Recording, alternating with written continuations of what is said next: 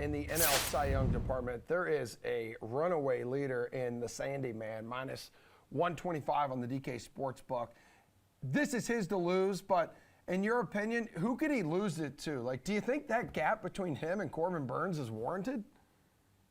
I think it is. I think this is Alcantara's to lose. I would say, though, that I think once you get past him, again, I don't see much differentiation between Burnes, even all the way down to someone like Aaron Nola. And the one thing that Aaron Nola gives you, I'm not saying he's going to win NL Cy Young, but he at least throws the innings that it might be necessary to even be comparable from a WAR perspective to Sandy, because you're going to have to throw a ton of innings, because that's just how much value he creates by going into the 8th inning every single start that he makes.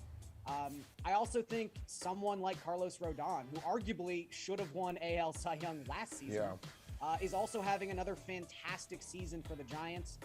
It would be the same issue, though, except even more, like to an nth degree this season, that he's just not going to have the innings to compete with Sandy. So I worry about that, but there's obviously no way you can bet Sandy at this price point. So you might as well take a couple shots, because again, I don't think there's a lot of separation between the second guy in the NL MVP race and the 10th guy in the NL Cy Young race, excuse me. Yeah, I mean, I like that, Karen, because the Giants go on a run, secure like a wild card spot, like on the back of Rodon. Like you could see him combining like the context, like team profile with strikeouts, ERA, and wins. Is there someone besides the top spot, Nick, the favorite here that you like? Who could you see Sandy losing to?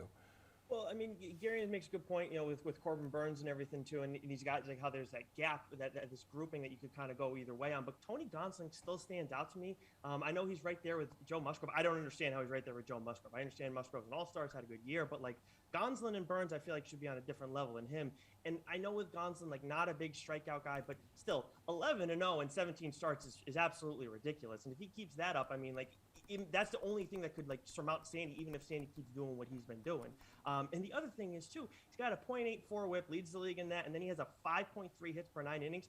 I understand like not a lot of those are strikeouts and everything like that, but still, like the dude just does not give up hits, and that's an insane number to have right now. But yes, Sandy at minus 125, not really an ideal number you want to bet, but at the same time, like he's just out there looking like a bully every time he's thrown right now. He's ramming it down guys' throats. Like I have all the confidence in the world. I think if he'd have to have like a 3.5 ERA to lose this thing right now because of all the innings he's going to keep logging. Yeah, for sure. Maddie, outside the current favorite here for NL Cy Young, who would you consider betting?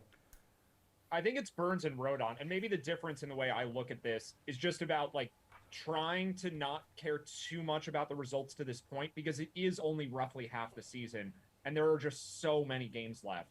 And if I had to vote right now, Alcantara, I mean, he deserves to get every single first place vote at the moment, but I think Burnes is a better pitcher. And in terms of strikeouts, Burnes and Rodon too are just way better strikeout pitchers. So if Alcantara finishes the year with an ERA in the low 2s or high 1s, he's going to win. But his strikeout and walk rates, like they're not that exciting. And I wouldn't be surprised to see Alcantara have an ERA of 3+ going forward. Like he'll still finish the year sub 3, but it may be the high 2s where his ERA winds up. And at that point, like if Burnes has an ERA of 2.1 with way more strikeouts and the Brewers are a way better team, like I think Burnes could steal it from him. So Alcantara is the rightful favorite, but I think the odds should be more narrow, and I think Burnes should be closer to him.